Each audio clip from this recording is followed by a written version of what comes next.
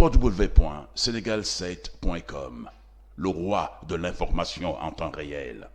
Suivez-nous sur YouTube, Facebook et Instagram. salaamaaleykum sunu mbokku internet Sénégal 7 ñu di leen dalal ci interview Sénégal 7 tey nag lu waral teewaay bi ñu teew ci seeni kanam mooy journée internationale bi ñu dédié veuve ak orphelin ñu am nag gan ban ki nga xamante ne ni moo yore nekk ci bopp association boobu noonu nekk fii ci biir Sénégal ñu koy wax Adama Sarr dañ koy nuyu dalal ko ñu daal di commencer nag suñuy question salaamaaleykum. waaw asalaamaaleykum mbokku internet yi leen sant di leen gërëm man may Adama Sarr waaw la présidente nationale de l'association nationale des veuves et orphelins du Sénégal. D'accord association bi ñi ngi célébrer li nga xamante ni mooy journée internationale des veuves et orphelins 23 juin bi ñu jëm lu tax journée bi. waaw parce que ñun auparavant association des veuves du Sénégal rek la ñu woon waaw xëy na tamit nag vraiment sa loxo dugg na ci macha allah ampleur bi mu am te ci même ñu nekk dans un même idéal de solidarité et de partage et fi yàlla def léegi ba mu nekk association nationale mais auparavant c'était en 2013 par l'intermédiaire d'un journaliste ma tëdd sama kaw lal dégg muy wax journée internationale de la veuve man xaw ma ko woon. Après moom interpellé ko mu woo ma bi ñu toogee mu xam ñu am na journée internationale de la veuve c'était en 2013 le lendemain aussitôt rek ñu ma woo toutes les veuves ne leen am na benn journée bu ñu war a def alors ñu commencé ko par une journée de sensibilisation. C'était en 2013 nag mu nekk journée boo xam ne vraiment nous sommes le 3e pays à la célébrer. À part le Gabon par madame Sylvie Bongo qui a vraiment fait une bataille farouche au niveau des Nations Unies moom moo fa dem def xeex fa ba ñu décréter ñu le 23 juin la journée internationale de la veuve et de l'orphelin. D'accord. ci biir journée boobu yëpp nag ñun duñu mbumbaay duñu ko kii daal duñu ko célébrer par des festins déedéet. dañuy laaj suñuy droit. waaw suñuy droit les droits fondamentaux de la veuve et de l'orphelin. waaw te comme que ñun dañu ko yàgg xañ kenn mësuñoo faale kenn mësuñoo toppatoo ñu ne nag nañ leen ko célébrer chaque année. chaque année depuis 2013 ba tey. à notre façon par notre propre moyen. ñu ngi koy célébrer des fois ñu def nu mu tuddati reboisement yenn saa yi ñu def woote def prière et tout ça là ba tey macha allah xëy na daaw sax lañ ko deful parce que il y avait la Covid mais def nañ ko par virtuellement def nañ ko. D'accord sànq nga ni da ngeen commencé di sensibiliser si lan ak ñan. waaw parce que tamit bu ñu xoolee ñun la vie sociale de la veuve dafa métti. parce que ñun. Nous sommes, comme les nous sommes des personnes vulnérables. Et nous vivons dans une extrême précarité. Raison pour laquelle nous regroupons, mais pourquoi pas nous nous def association. Parce que nous sommes beaucoup oyof. Parce que des veuves VIP, mais elles viendront jamais vers nous. Nous ne sommes pas nous. Mais nous bokk goj ñooy laxasoo biir xaw ma ni ñu koy waxee daal baag vous voyez noonu la yàlla def tamit nag vraiment ci ñun suñu néew doole ñu ànd suñu néew doole ñu bokk suñuy mbébét suñuy doole ñu ne dañu leen góobandoo di dóorandoo di partage loolu effectivement partage boobu ba tey moom moo ñu yóbbu ci kanam parce que tamit nag man lu ma am sama morom amu ko ma jox ko keneen kooku te lu mu am ñu jox ko loolu yëpp tamit ñu ngi koy sabablu tamit du question que dañoo bëgg ay wut tur non parce que am na une fois que sa jëkkër gaañu rek jeex na yaa ngi ci ay problèmes yoo xam ne macha allah la belle famille l'entourage même bu la famille sax mu ngi noonu les autorités ne nous reçoivent pas ñun daal ñu ngi nii daal. d'accord loolu dinañ ci ñëw. léegi nga ni yéen a ngi ko commencé di def seeni manifestation depuis 2013. léegi ban bilan nga ci. waaw ci 2013 boobu am nañ ci bilan parce que. ba léegi ñu ngi ci parce que fi mu nekk nii ñu naan taxawaalutuñu. amul benn veuve boo xam ne mu ngi taxawaalu déedéet ñu parce que ci noonu xëy na am nañ ci ay partenaires yoo xam ne ñu ngi ñuy jàppale ci formation ñenn ñoo jàppale ci financement ñenn ñu ngi ñuy jàppale aussi tamit di ñu remonter le moral ba tey sax loolu moo ñu gën a appuyer suñu doom yi aussi am na ONG yoo xam ne ñu ngi dugal seen loxo suñu doom yi taxawaaluwuñu ñenn ñi écouté wuñu seen njàng ñenn ñi macha allah yàlla teg na si loxo seen ndeyjoor. kon loolu ba tey loo xam ne tamit c'est un profit ñu koy sant yàlla bu baax te am na yeneen tamit loo xam ne ñun depuis 2013 bu fekkoon ne jàppale woon nañu am nañu ay ambition yoo xam ne parce que location ñun veuve dañuy def la plupart dañuy louer ñenn ñi dañu leen a héberger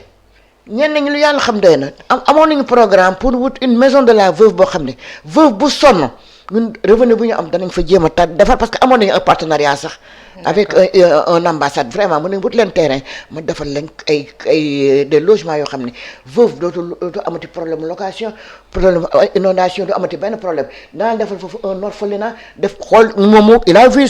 suñu activités yi defal leen une ferme de agricole ak avicole yëpp defal ñu ko foofu mais amuñu interlocuteur. D'accord. Voilà ñun su fekkoon ne ñun 2013 l'État nous avait subventionné kon ba tey du partenaire ba sax duñ ko xool kon ba tey nee nañu la maison de la veuve mooy loolu. mais sant yàlla bu baax. mais nag yàlla baax na ñu ngi def suñu journée mais ñu ngi ci gis suñu bopp parce que lu ñu am séddoo ko. d'accord lu ñu am séddoo ko. yéen a ngi séddoo yéen a ngi def seeni formation. coono ji daal xaw na wàññeeku waaye du tere ba tey ñu laaj situation veuve Sénégal parce que yéen ñi nekk ci association bi. ay veuve ngeen benn parti ngeen mais ne des na ñeneen ñoo xamante ni nii bokkuñu si te ñi ngiy dund amaana sax sañuñu see bokk ndax buñ si bokkee bët biñ leen di xoolee wala liñ leen di wax situation veuve Sénégal nan la waaw au début amoon na parce que ñu bari dañ naan ragal di ñëw di dugg si mais léegi jeex na parce que dëkk bee toj mën na la barka démb ñu ngi may woo de Podor de Matam pour ñu ñëw pour ñu installer leen des cellules barka démb dem nañu fan Kaolack waa Tamba ñëw nañu démb waa Joal ñu ngi woote mais am na ñoo xam ne sax vraiment xëy na soxlawuñ ko sax mais vraiment ambiance bi ak li ñuy am ñun harmonie bi ñu am suñu biir mais loolu la te ñun amuñu salaire amuñu beneen la ñuy doxe suñuy cotisation dañuy cotiser cellule bu nekk da ngay cotiser la ngay cotiser ci ngay déroulé waaw bu dara amee national ñu seddoo. maanaam yéen a ngi ci coono waaye yéen a ngi bég. waaw danañu bég tuuti ndax ma dëgg yàlla nag danañu xaw a bég tuuti ndax ma dëgg yàlla nag yàlla duñu xañ suñu jëkkër yi duñu tëdd fa pare ci wàcc di doon nag macha allah nag te ma bu dëgg yàlla nag ku wax wax lii wax rek la ca des fu mu ne Sénégal gi ñëpp bëgg a dugg ndax xam nga nag lan ñun dañoo deewoon ba ñu gas ñu ba pare teg ñu nii suul ñu rek moo desoon mais yàlla indil ñu un ange gardien muy Marème Faye Sall macha allah elle m'a écouté religieusement depuis 2016 ba tey muy jël loxoom di ci dugal tellement nag dëpp dajul ñëpp ndax imposition rek ñoom ñooy kii mais dans tout le Sénégal fu mu nekk ni maanaam la Matam ak fu nekk ñi tàng bëgg a dugg si waaw defe ne mais nag amuñu subvention daal bu ñu ko amoon mbaa qu'on soit écouté ñun dañu bëgg qu'on nous écoute. d'accord léegi ñu daal di jàll si beneen question Adama xam nga Sénégal moom li ñuy gisee veuve mooy malédiction. bu sa jëkkër gaañu. dañ naan dafa aay gaaf. léegi nag yéen lan ngeen di wax ci teg. moom yow bu sa jëkkër deewee rek yow pare nga li sax layu boobu ñuy teg noonu. du question teg fa xaalis de dañ lay bañ a jox la tendre la main parce que ñoom le veuvage c'est une malédiction c'est une maladie contagieuse dama koy wax pour ñëpp na ñi bañ a recevoir loolu moo tax ñoom defe nañu bu ñu leen nuyoo rek mbaa bu ñu leen bonjour rek ñoom dañuy nekk veuve te yenn sànn nag yàlla rek moo dogal lii ñu bëgg sañoon suñu jëkkër yi même bu doon raam mbaa ñuy kii tamit dañuy nekk ak ñoom tous les jours mais une fois que sa jëkkër gaañu dañoo teg sa dañ naan yaa ko rey yaa ko envoûté yaa ngi dégg boo nekkee ci dans la maison familiale foofu moom mooy dee nga lu ñu njëkk violence verbale ngay dégg yaa rey sa jëkkër yaa dugg ne fii génn ne fii yàlla nag moo xam ne ci biir la maison familiale am na un petit héritage boo xam ne yow buñ la bàyyee nga génn rek mooy loolu mais dañ la fay nag nga nekk ci ay situation à ce que ça ñu ne la jëlal rakku jëkkër ji ñu bëmax la ko dégg mais alal bi fa nekk mais ñun nous vivons l'enfer ñun sonn nañu di nga gis ay veuves yoo xam ne seen héritage dañ koy léser am na ñoo xam ne tamit par contre nag am na boo waxee ci li wax ci la le parce que am na veuves yoo xam ne elles sont tellement naïves parce que dañ ne la veuve c'est la femme qui a perdu son mari et qui n'est pas encore remariée loolu mooy veuve la veuve qui s'est remariée elle devient madame X elle n'est plus veuve mais la plupart des veuves ak ñi ma ko war a wax ñun xamante nañ ko suñu biir ñoo xam ne xëy na amuñu benn retenue xëy na ba ñuy sëy seen jëkkër amuñu retenue bu seen jëkkër dee duñu am retenue le peu que bi ñu am dañuy dem gis benn gigolo rek mu ñëw takk leen kooku ñëw amassé la mu am mu jeex nga fëggatuwaat mais c'est ça problème yooyu la ñu am mais léegi nag ñu ngi conscientiser léegi veuve yëpp ñu ngi conscientiser léegi balaa ngay takk veuve léegi xëy na ñu bëgg xëy na bala ngay takk nañ fekk na nga dëgg yàlla sa jëkkër am lu mu la bàyyil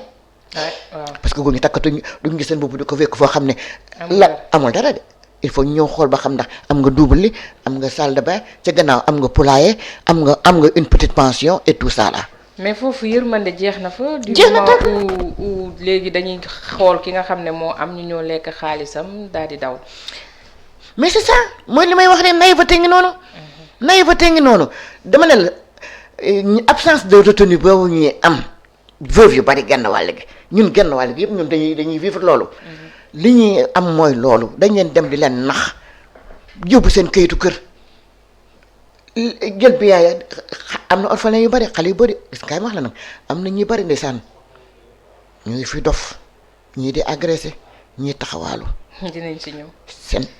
dinañ ci ñëw incha allah fi ma bëgg a ñëw nag mooy yéen lan ngeen mën a expliquer le fait que belle famille. Société bi sax laay wax en général dañuy dummoo yi ki nga xamante ni moo nekk veuve daal di koy bàyyi la belle famille jël héritage am bàyyi njaboot gi parce que njaboot gi bi nga fa jur seen njaboot la. Société bi tamit dalay dummóoyu ku yor paanu mbalitam sànni sa buntu kër. loolu lan ngeen ko mën a expliquer. comme li may wax rek ñoom pour ñun daal nous sommes les personnes indésirables intouchables sax la ñuy wax intouchables indésirables. yow bu sa jëkkër deewee la belle famille ñi xam ne amuñu benn xel yow sa jëkkër gaañoo soo dégg la belle famille non garaawul xale yi danañ leen téye chaque fin de mois dañuy doon dugg ne fii sa coono jeex na affaire yi mel noonu 8e jour ba 40e jour ba jeex na tàkk doo ci woo kenn ba jot ko xale yi fu ñu dem ñu football leen xale yi sax ñu obligé dem di seet yàlla boo am une famille boo xam ne tane na doote dañuy dem. duñ leen recevoir duñ leen faale mais loolu aigreur boobu xale bi di màggale ñun aigreur boobu la ñuy dund moo tax am ñu ci ñu ñëpp de dañoo takk suñu fit quel que soit alpha bu ñu doon maq suuf dañuy dem vers eux dañuy toog takk suñu sër waaw di xaar yàlla te yàlla na gëmul nelawul yàlla nga ñuy jàppale macha allah fu mu mettee rek yàlla ñëw yaa boy ngeen di dund ci précarité. ñëpp daal leen di won ginnaaw. conséquence bi muy am ci xale yi ndax xale yi ci lañ bokk ñi nga xamante ni ñooy nekk ay orphelins. waaw dañuy wax sax xam nga am na des veuves à tout âge am nañ veuve ñu xam ne ba tey ñu ngi am ñoon bi ñuy nekk veuvage ñu ngi nàmpal affaire yi mel noonu mbaa ñu ngi nekkoon en grossesse affaire yi on a des veuves étudiantes on a des veuves ay 25 ans 26 ans on a des veuves yu mel noonu léegi xale boobu. papam gaañoo xëy na xamewul sax visage papam mu nekk ak yaayam di fi am que muy màgg di laaj ana sama papa sa papa dafa gaañu affaire yi mel noonu loolu rek metti na ko moo tax ne koo xam ne dafa juddu xàmmee papam gaañu mu ñëw di gis li ñuy teg yaayam mu metti lool te mënu koo faj yaayam di gis mu xiif yaayam mënu koo faj mu war a jàngi sol daal yaayam mënu ko jënd kaye yaayam mënu ko jënd xale yooyu da macha allah toujours dañuy conscient que ñoom ñii calvaire bi ci seen papa bàyyi seen bal famille yi teg leen ko ñoom danañu laver l'honneur billaahi gis nga xale yooyu ngeen xam nañ li may wax ñëpp xam nañ li may wax ñu suñu doom yooyu ñoo fas jom ba léegi macha allah ku ci nekk am na loo xam ne yaa ngi koy apporter sa doom sa yaay tout dernièrement rek tout dernièrement ñu suñu orphelins yi ñoom ñoo jël ñoom ñoo dajale seen xaalis maire mu sonn nañu naa ñoo leen di jox ndogu dem jënd ay ginaar jënd seen lépp billaahi lu mat ay 40 ginaar 50 ginaar gënd ñoom ñoo togg ñoo def lépp keroog veuve yi koy ba ngay dem dañoo reer ba pare ku nekk gàddu mbuus ñaanale sant yàlla nag tamit ñu doon xalaat ñun ñii lañu leen di jox te ci ba ñuy programmé loolu ci la maanaam Faye Sall yoon nañu ay ceeb ak suukar affaire yi mel noonu ñu partagé ko ci affaire ba nag gis ngeen ñii et ba déwén ngeen defaat noonu mais sant yàlla loolu la ñuy ñaan yàlla nanga kaay ma wax la nag gis nga xale yi dofuñu de xam nañu seen papa xam nañ seen belle famille xam nañ ñoom seen belle ñoom la ñu enduré teg ko seen yaay xale yi xam nañu moo tax li ma lay wax ñun xale yi ñun suñuy doom yi la plupart yàlla teg na macha allah sant yàlla bu yàlla yàq di doole ñu sant gën a santawaat mais doo gis dans l'association ñun suñu benn doom buy taxawaalu doo gis suñu benn doom bu jàng jiwul doo gis suñu benn doom bu nekk un agresseur doo gis dana am nag des exceptions parce que tamit ñun dajuñ ñëpp te ñun ku nekk mooy loolu ku nekk moom yaa xam nooy doxale say gin di nga gis boobu boo xam ne la mu waroon toppatoo ay doomam mu ngi koy toppatoo góor dëgg waaw mu ngi koy toppatoo góor si bien que ñenn ñi am nañ xale yoo xam ne dañuy nekk ci mbedd mi di vadrouiller loolu di leen ronger metti leen amuñu fuñ ko jooyee ñenn ñi nekk ay dañuy toog ba mujj gi dañuy aigri ba dañuy nekk ay agresseur écouter seen jàng te pourtant seen ñoom la seen bàyyi le peu bu ñu bàyyi mënoon nañ cee kii mënoon nañ cee nu mu tuddati mënoon nañ cee dund fee seen kii mais ñun fu mu nekk nii vraiment xale yooyu sax déjà dañuy ñëw vers nous duñuy expliquer ay tas de choses mais da ngay wooyaay mu naan la non du gën a fi mais vraiment xam nga rek mooy loolu mais tamit nag yàlla mu ngi ñuy jàppale parce que tamit nag am na ñoo xam ne sax boîte de condamné la jël dem di maçon gi defi dugal ci ba mu mat mu dem benn école dem joxe ji formation excursion mu jëg bi ñoom tata mu ne mënatuma fay ana ko jox ma le numéro de ton directeur mu jox ma numéro bi ma woo waa ji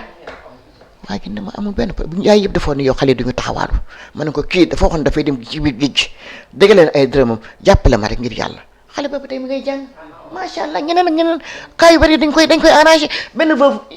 am na benn charlatan bu nangu woon këram génn ko ba pare luyel ko jëmbal 2 chambres ne ko kër gi c'est hanté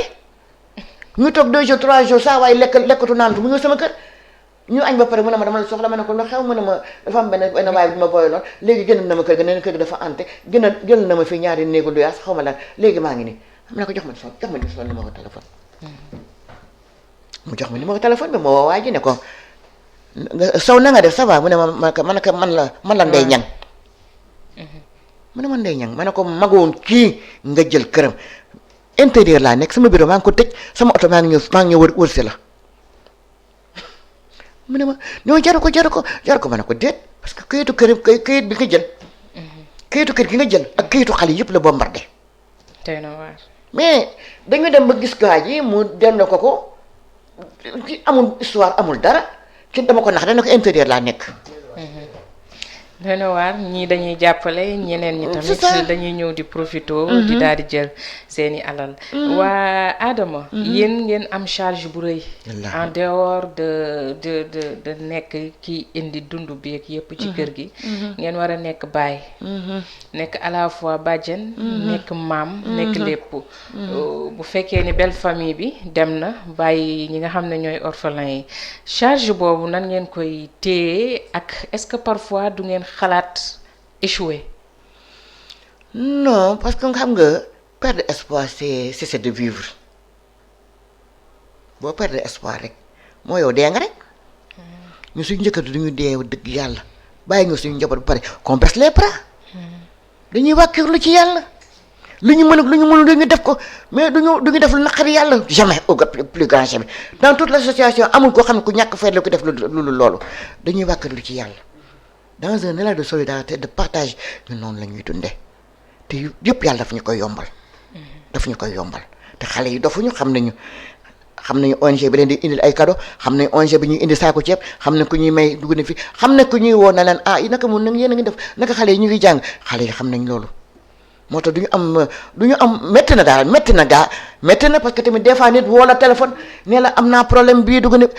mais dama naan la attention ma chérie ñun ne dañuy am lu ñuy séddoo rek mais kenn joxuñu subvention kenn mosuñu jox subvention bu fi subvention amee nag danañu xam lu ñuy def waaye nag kenn joxaguma loo xam ne dañuy yëkkati ku ñëw ñu régler sa problème waaye boo ko fekkee nag moom effectivement amul benn problème des fois dañuy séddoo ci suñu ceeb ak suñu kii ba pare ñenn jóge fële na ma amuma nu may def man la ma fa denc laay jël kii maa dem ci boutique ba ne koy jox ma des ak borom boutique ba léegi nag mu nekk nag benn kooku kan ko jox day dem waxi ko keneen kooku waxi ko keneen waxi ko keneen léegi mu jigi nag mais sant yàlla mais saa yu ñëwee rek yàlla yombal ñu ko saa yu ñëwee rek dafa ñu woo ma woo mantulaay di sa nga ceeb mu ne ma waaw ma ne ko yónnee ma ko gaaw am na ko taxaw fii toggul lekkul kii Fatou yóbbu nga mun waa kii tamit noonu la ñuy toujours yàlla la noonu la ñuy kii rek dañuy jàppalante rek yaa booy dañuy jàppalante rek mais nag ku ñu gën a jàppale ñu jël ñun bu ñu sañoon suñu autonomie bopp ñu amal ko suñu bopp suñu activité bopp ñu mën ko defar suñu bopp financement suñu bopp ñu mën ko gérer suñu bopp nañ ñu ay waay nañ ñu bu ñu daw waay ay waay bu ñu daw waay autorité yi góor bu ñu daw tamit sa jabar mën naa nekk veuve sa tante mën na nekk veuve sa kii mën na nekk veuve. d'accord voilà. ku nekk mën na nekk veuve. loolu moom yàlla mën na ko dogal saa su ne. waaye nag dañuy xaw a dellu ginnaaw tuuti. daal di waxaat liñ leen di pointer du doigt alors que bu fekkee selom maanaam bu fekkee góor gi la. du am loolu. maanaam moom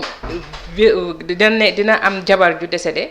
mais day dund ak société bi sans problème. lu tax loolu ak yéen bu ngeen gisee ñaari différence boobu. différence boobu dina mën a nekk ndax tamit quand on parle de veuf et de veuve statut yu bokkuñu. maa ngi lay expliquer au préalable ne la veuve c'est la femme qui a perdu son mari et qui n'est pas encore remariée. qui n'est pas remariée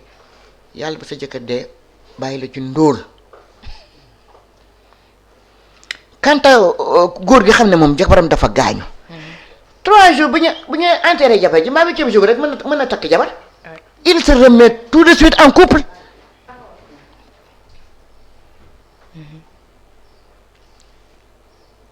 2 jours 3 jours il peut se remettre en couple. ndax tamit nag xam ngeen li xew Sénégal fii. doo dégg mosquée yi jaayu jabaram ja gaañu na ndeysaan ma ngay kii mais yan naa am bu amee sax. 0,1% lay doon topp ngor googu ñun ñii ñoo am ngor ñun ñii ñoo gore ñu suñ jëkkër yi gaañu xëy na joint pas il n'a jamais joint les deux bouts daaw nga satisfaire ko comme mais am na affection boo xam ne ak loo xam ne ñun mayatuñu ñu gis benn góor di sëy ak moom amatuñ ko.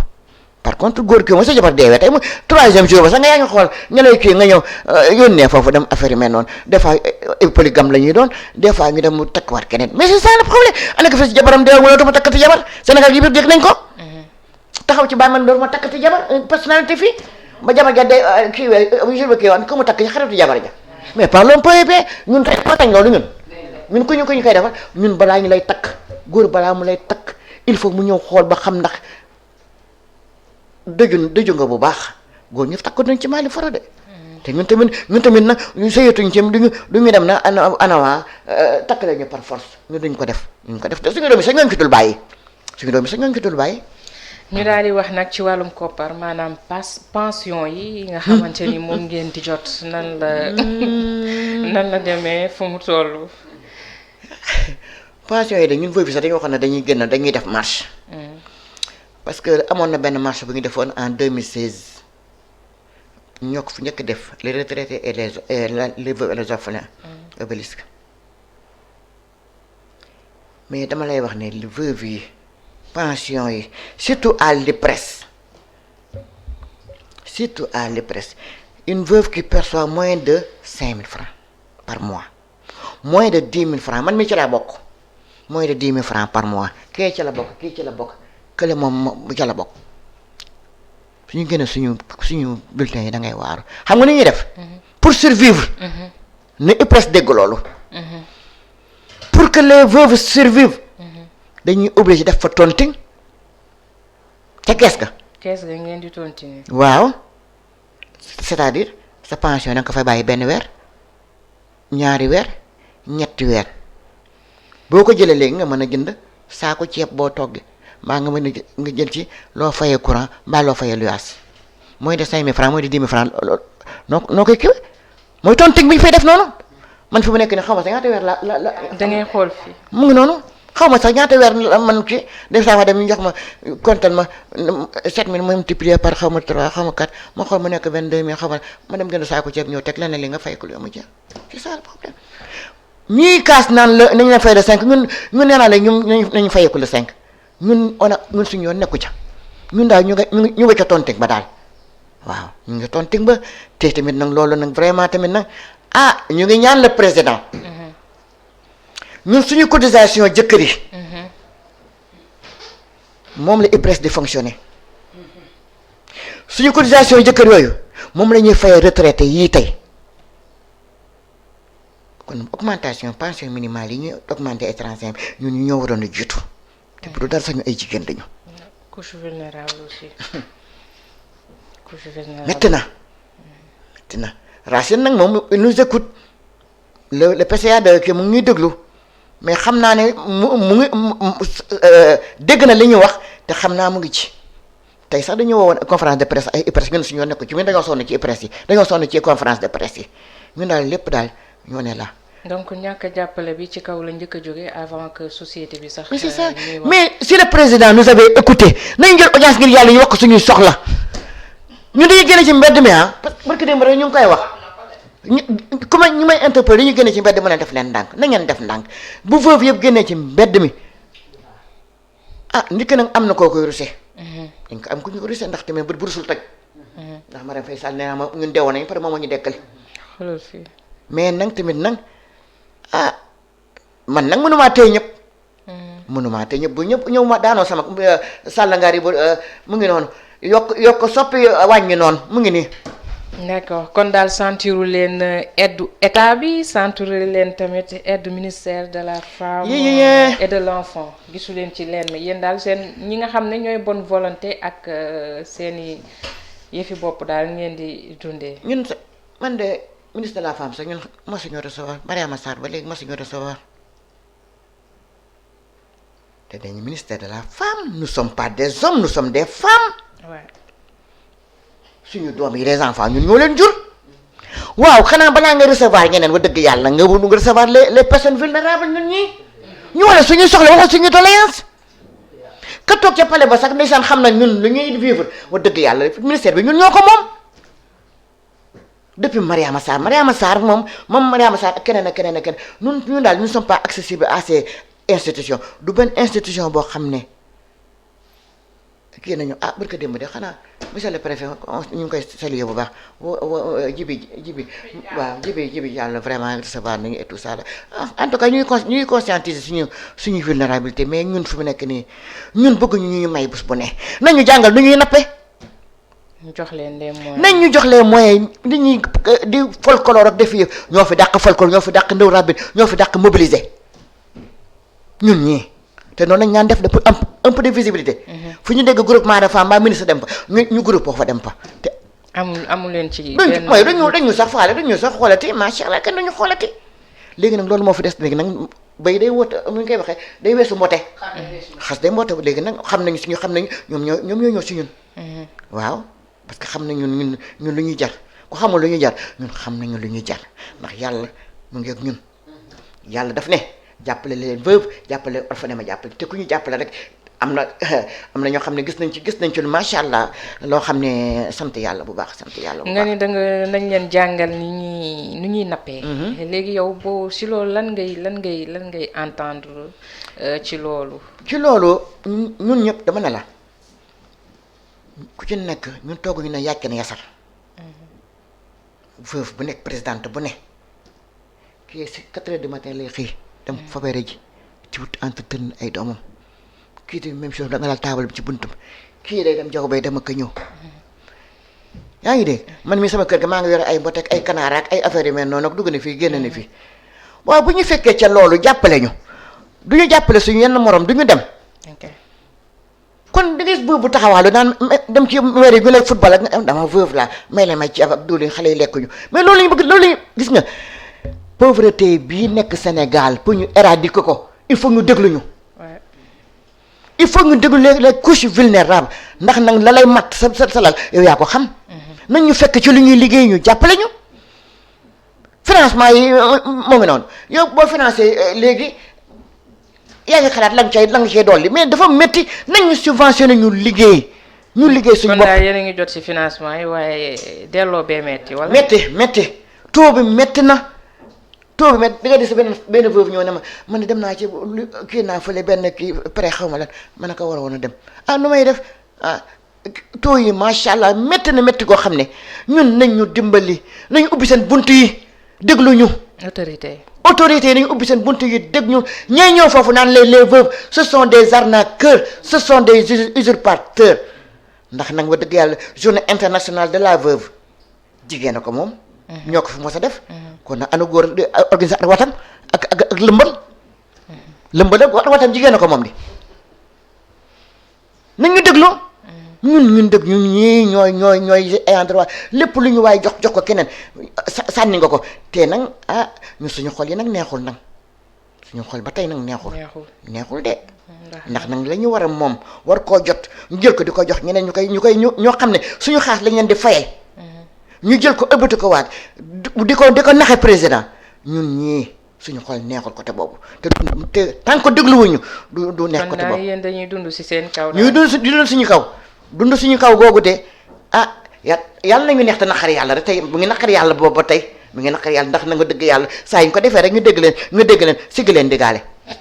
waaw ñoom sigg digaale ngay dégg ak ay injection ay diabétique ak damay dem France damay dugg ni fii génn ni fii ñu ngi sant yàlla bu baax qu'on touche du bois ñun ñu ngi sant yàlla bu baax. état bi da leen a xaw a abandonné parce que ak pension yi nga expliqué ni moom ngeen di jot loolu moom mënul teel sax benn journée ndékki sax mënu ko ba mën a yor weer. belle famille kazalika. yéen si ñan ngeen yaakaar pour ñu mën leen a aider ba ngeen génn si li ngeen nekk parce que ñi leen wër yëpp dañ leen a dumóoyu. xam nga lu ñu naan lu bëy daan lekk ba sax sikkam mën na caa lekk ba xëy dee. xam nga suñu existence yi xam nga bëgg a yàgg mu ngi bëgg a yàgg de waaye ñu maq gu ñu suuf de ñu war a jox bu ñu joxulee nañ téye seen yëf waaye am na ñoo xam ne yàlla ñu wàcc ñu jox. am na ay association les Racines d'Espoir ay Solidarité Active ay Zakat ak ñeneen ak macha allah ñu dañuy jox la xam ne ñun ñu sax yow lawuñ ko dañuy fekk ba sa kër gaa seen oto ñu jox la ko madame Soda madame la députée la nu mu tuddati la Benjani kooku de gaari oto macha allah dugal ñu ay affaire yéen lu autorité yi xam ne ñun ñi ñoo nekk famille am. ñun ñoo seen waajur. le président ñun ñooy bàjjanam ñooy maamam ñooy umpaañam ñooy sëram nañu déglu waaye nag rus nañu Marème Faye nag waaye du tax nag mu ngi ci suuf nag di ko def suñu bët bii nag moom monsieur le président nañu déglu parce que nag yi nag jombul kenn de. jombul le veuvage jombul kenn yaa booy. dee du jaas. te dama suñu doom yaa ngi màgg suñu ñeneen ñi xale yaa ngi dugg armée ñeneen yaa ngi dugg feneen ñeneen ñi macha allah te ñooñu ba tey ñu ngi conscientiser lu tâche boobu ñu xam ne ñun ñu subir nañ ko ñu ngi koy subir boobu ba tey te Macky Sall waxu ci xale yi ba tey mu ngi seen xol nañu woo ñu wax ko bu yeboo bañ ñu may dërëm mais nañu toog sax ba dëgg yàlla xeeñtu cuuraayal bay xeeñtam maanaam Faye Sall def ca tukkee ba ñu xeeñtu ko. au moins ñu xam ne yéen si ngeen bokk. ñu xam ci la ñu bokk Sénégal yi bokk bu ñu recevoir ay fecckat ak ay xawma la nag lan mais ñun ñii wa dëgg yàlla nag dëgg yàlla mbaam gàtt na waaye nag ci jur gi la bokk nag. d'accord léegi dañuy wax nag ci journée bi ngeen di dëgmal. le 23 incha allah nan ngeen ko nar a préparer. ak yan activité ngeen ci nar a def bu soobee yàlla. waaw fi mu nekk nii comme depuis existence su association bi. ak seen thème bi nga xam ne. waaw ngeen thème di bi yóbbaale waaw pour le 23. nu mu tuddati depuis suñu existence ba tey maanaam la si Sogodaate la ñuy dox. chaque année que Dieu fait dinañu distribuer dem suñu mbokk suñu xarit ñu jox ñu ay bagages ak yu ne woo suñu ONG ñu jox ñu ay bagages ñu distribuer ko. le 25 passé 25 décembre gi rek lañ fi joxe macha allah mooy loo xam ne doy na ëpp na ñu jógewaat waa Tamba ñëw ñu jox leen ak yeneen barka démb tamit dem nañu Kaolack joxe leen. léegi journée bi. ce sera une journée solennelle. parce que tamit ñu ngi koy wax naa depuis 2013 ñu ngi koy célébrer par nos propres moyens amuñu subvention amuñu dara bii la journée sera axée sur nu mu tuddati des prières et des recueillements dédiés à nos chers défunts maris xarit bu ci bokkee parent bu ci bokkee yëpp ñu boole ko ci danañu am une causerie axée sur la vie sociale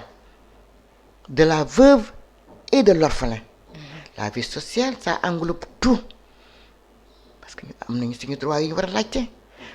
am nañu droit mais am nañu ay devoir. Voilà. Devoir de la veuve sur l'orphelin. L'orphelin aussi, son devoir envers sa maman. loolu yëpp nag ñu ngi ko tekki loxo oustaz Aline Mbaye bu Sud FM mu baaxañu ko mu nekk waaju humble waaju baax encore am nañu yaa Seyda association bi nag attention dañuy jàng alxuraan de ñu jàng catéchisme bi ñu jàng alxuraan dañuy wàcce kaamil ak yooyu ñooñu tamit dañuy ñëw bokk si. waaw ñu xam ne nag ñun duñu ay laisser aller rek. waaw. association bi ñaata cellule la am ak est-ce que mën nga xayma aussi membre bi. ñu daal di bari na macha allah fu mu nekk léegi mën na la waa Podor ngi ñëw waa Foundiougne fii au niveau national même au niveau de Pikine rek Pikine département de Pikine rek on a 25 présidentes yoo xam ne ku ci nekk yaa ngi ko sa cellule Géejawaay mu ngay teg kii Géejawaay la dëkk Las Palmas am na cellule keneen law na keneen kii Wakhinane ñu daal on a dépassé fu mu nekk nii am na ñu ma woo léegi pour ma jox leen kii beeg yooyu mais nous sommes des milliers de veuves te veuve bu nekk nag balaa ñu lay fiché da ngay ñëw adhéré ñu ñëpp am suñu carte de membre. loolu base la de est-ce que du ngeen sumb seen politique. politique laaj député. mouvement bàyyi leen foofu mouvement politique la ñu jëm mouvement lañu jëm parce que yàlla te encore kay wax la de ñun ñi dañoo solidaire ak ñoo waane ñun dañoo solidaire ba ay veuve yi ñoo doy war dañoo solidaire de koo ci wane la que dama nii loo wax xoolal nu mu tuddati partenaire ni ñu koy waxee partenaire la xam nga ni ñu koy waxee. partenariat waaw. li ñu doon wax affaire yi partenaire kii yooyu mais dañ ne ma Adama mu ne ma fiche bi de Macky Sall lañ ci bind waxuñu ci Marème Faye Sall may leen waaye yéen dañ ko abal rek bind leen mais pour te dire que dañoo solidaire. d'accord nga nekk nag ki nga xamante ni moo jiite association nationale bi. Adama Sarr yow di nga am cas yu bëri. ban cas moo la ci gën a touché kaawu veuve bu ñëw wax ak yow loo xam ne daw na sa yaram donte yëppay daw yaram. bari na chaque jour que Dieu fait des fois am na boo xam ne nga xamante ni moo lay gën a. moo ma gën a kii mooy que borom këram. ka muy fay location mënatu ko mu ñan mu xëy suba bo avertir ko dafa ko dara ñëw gàddu ay doom ay bagaasam yëpp jur ko ci mbedd bi wax may moo fanaan mu ne ko mënoo fanaan mu woo ma woo kii woo kii ñu dem jël oto def ci kii ba ñoo bokkatu sama kër xale yi jooy lekk ñu naanuñu mais ñu leen di nax 2 jours 3 jours mais xale yi mujj gi dañu mën ne fa la ñu dëkk ñuy bokk toolal fàtte nañu problème boobu ma léegi macha allah léegi yàlla def na léegi am na fu muy daan dooleem kii fa muy liggéeyee wutal na ko foofu mu ngi daan dooleem xale yi macha allah dugal nañ leen benn daara bu nekk à Kër Massar xale yaa ngi jàng sant yàlla bu baax yéen a koy fay. non non internat bi amuñu ñu ngi defal ñu ngi defal bi sabilillah am na ñoo xam ne xam nañu ne mën na mu demee. d'accord sant yàlla bu baax mais guddi googu kër bu ñuy diggaliñ kooku ay dañoo jooy mais waa ji fu la ko bagage non c'est inhumain c'est inhumain ñun dañu mujj gi dañuy gis waa jooju di ko romb di ko gaarawaale ba ne ko ni jaru ko. yëfu jigéen. bàyyi leen kii ba xelam dal si waat gis nga ki nga football nii moo koy ëlbata ko waat di ko courtiser maa la wax li mais xoolal ay problème yoo xam ne man expliqué sànq ki xam ne doomam boîte condamné la gënoon di ci def xaalisam mais incha allah ki xam ne moom charlatan nangu këram. da mutal ko ñaari pantare mu toog ba sonn ñëw kër ga man nax waaje ne ko intérieur laay liggéey. ñu fi récupéré këram mais sant yàlla bu baax am na ñun ñëpp macha allah. macha allah ñu ñëpp dañoo yàlla moo xam boole. ndax lii bu amul woon di nga est-ce que kay wax la nag am na ay veuve am na ay maire yu dof fii ci koñ bi de. boo xoolee waaw. am na ay maire yu dof boo ko seetee veuve la héritage ba moo jaarul yoon waaw bari na. am na ñoo xam ne ci mbedd ba la ñuy fanaan seen héritage lañu kii bari na. mais doo comprendre. léegi nag boo rëccee nag foofu nag ñëw ci ñun man la ma man kee mën ko bu ñu ay fen sax ñu defal la ko ba nga revenir. di nga toog benn dof gis benn dof bu jigéen sama cën la sama kii ba sama baatu or ba sama xaas ba c'est ça di nga am problème yoo xam ne psychologiquement. tu deviens folle. am na veuve yu bari ñu genn wàll gi ay veuve lañu de genn wàll gi ay veuve lañu mais ñun si on n'est pas écouté bu ñu déglu woon ñooñu danañ leen mën a génne. yóbbu leen institut de santé mbaa ñu dugal leen kii mën na héberger kenn kii mën na héberger kenn kenn mën na héberger kenn ñu jéem leen revenir mais ñu amuñu les moyens dañuy bëgg mais mënuñu des fois di nga gis problème boo xam ne da nga sa xol day jeex mais doo ci mën dara waaye nañ ñu déglu. ñu déglu sunu émission nag yem na ci fin bi dañuy wax rek bàyyi la yow nga daal di tàggatoo après ma daal di koy tëj. waaw may sant ñëpp di gërëm ñëpp tamit nag vraiment di sant association nationale bi yëpp di sant présidente yëpp ndax fi mu nekk ni kenn lekkatul kenn naanatul ndax le 23 juin ne suñu bés la yóbbu nañu ay courrier affaire yi mel noonu xëy na nag bii yoon nag si sera la bonne xëy na tamit nag autorité seen yaram dana daw ndax ke tamit nag vraiment ñun mënuñu kii wuñu te wutuñu alal ñun lu ñu épanouissement suñu orphelin la ñuy wër waaw ñun bëgguñu or bëgguñu bëggu nga dara suñu épanouissement yi doom rek la ñuy soxla kuñ ci jàppale ñu jël qu'on soit écouté pour être rassuré nañ ñu dimbali ngir yàlla ñun nag ay nit lañu ak noppam di woddu di sol mbubu di tàggalu takki garafaas yeesaa ñu takk garafaas yeesaa ñu takk suñu long-long ay nit lañu nag nañu xam ne ñun ñii lii ñu dal nii jombul kenn bu ñu sañoon suñu njëkkër dañu leen di uuf billaahi ñu leen di xool seen doom yi di leen xool mais lu neex yàlla def waaye nag lii jombul kenn ñu ñaan yàlla suñu bés bi ñuy dem ñu dem ci bisimilah génn ci alhamdulilahi rabil alamin di sant ñëpp ko xam ne tamit nag vraiment sa loxo nga ci dugg yéen tamit di leen sant macha allah yow Fanta macha allah li may wax rek moo ci ne visibilité bi ñu am ak lii yëpp ci yow la ndax tamit nag vraiment bu la neexoon tamit nag xale nga macha allah yaa ngi ci tànku àdduna bu la neexoon nga ne mairie que du ma leen jël ndax dañ ma mën nañ maa wàll et tout ça la mais loolu la fi xew de ñun kenn duñu jël. kenn ñu jël ma mais sant yàlla bu baax. sant yàlla bu baax ñuy wax nag le président de la république veuve yaa ngi agoniser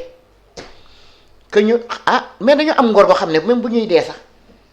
dañuy noppi. billaay ak ko ñooy gor waaye nag dañuy yuuxu nag mu dégg ñu veuve yaa ngi agoniser la nekk suñu xol bi il faut nga toog ñu jàkkaarloo yow wax la ko. yónne wu ñu ma Samba yónne wu ñu ma Demba na toog wax ak ñun ci njëkk ak teraanga ndax tamit nag yaayam nekkoon na veuve moom mi orphelin la ngan mooy orphelin Sénégal gi moom mooy président d'honneur des orphelins waaw waaw madame Faye yaayam nekkoon na veuve ba mu xamee ne affaire bu baax nu mu mel macha allah mu ngi ci dugal loxoom kon nag Macky Sall yow la ñuy waxal recevoir ñi ngay recevoir ci sa foofu noonu ñun ñu la gën a yàlla ndax nag ba dëgg yàlla xetu cuuraay nag namoon nañ ko ak yeneen macha allah. donc nag Macky na leen recevoir nañu recevoir nag. ci man cas yi nga ci wax ne dafay am ñoo xam ne dañuy am problème mu xel. loolu moom jar na. bari na topp. te tamit structure yi nga xamante ni ñoo leen di faj. ngeen daal di rapproché aussi si ñoom. comme ay hôpital Thiaroye Fann ak yeneen hôpital yi nga xam ne dañuy dalal xel. du ñàkk. boobu tamit ay jéego la ndax c'est yombul daal. xam nga yombul xam nga doy na waat trop. xam nga structure balaa nga cee mën a accès. day am ministre de la santé. xam nga yaay kan am déet ñun dugal ne Covid bi dugal nañ fa mën a la ba léegi du gel du masque bu ñu fa jëlee. benn carton gel lañu jox ak 10 masque ba tey ministre de la santé ñun ba tey recevoir ñu waaye ñooñu nag ndax nga mën a santé naan ko association des ku ne faale. mais qu'on soit écouté nañ ñu faale ay waaye nañ ñu faale bu ndeysaan ñu xaw a ñam tuuti àdduna sax balaa ñu fekk suñu jëkkër yi nag ma dëgg yàlla nañ ñu dimbali macha allah. yàlla na yéex yaa booy. nga fekkee njëriñu njaboot gi yëpp. merci beaucoup bu neexee yàlla. waa sunu mbokk internet yi jërë ngeen jëf seen interview Sénégal 7 daal di na jeex tey nag gis ngeen ko présidente nationale association des veuves et orphelins du Sénégal moom moo fi teewoon muy Adama Sarr waxtaan nañ joxe na ay réponses am posé nañ ay questions j'espère que ku si nekk di nga ci jële njariñ. te li ñuy ñaan tamit dinañ ko jot parce que couche bu vulnérable la couche boo xamante ni la société sénégalaise que ce soit sénégalaise ou ailleurs aussi parce que même en Afrique bëri na si dañuy nekk ci coono war nañ leen a gestu parce que bu góor demee poids familial bi yëpp si ñoom lay nekk ñooy yor doom ñooy joxe dépense ñooy joxe lépp belle famille yi ñu war a waxal tamit ñu xam ne rek comme ni mu ko waxee deedu jaas te ku si nekk boo sañoon deseg sa jëkkër deseg sa parent ndax kenn ñaanul yàlla di teel a gis sa waajur daal di génn àddina bàyyi la nga nekk ci souffrance kon nag société bi nañ delloo si xel yi ñi nga xam ne tamit ñoo ci war a wax ñoo leen war a jox loxo ñu jox leen loxo pour Sénégal jëm kanam Sénégal 7 mi ngi leen di jox dig daje ak beneen invité incha allah ci fan yi néew jërë ngeen jëf. www.senegal7.com, le roi de l'information en temps réel. Suivez-nous sur YouTube, Facebook et Instagram. Téléchargez l'appli Sénégal 7 sur Apple Store et Play Store. Sénégal 7, le roi de l'information en temps réel.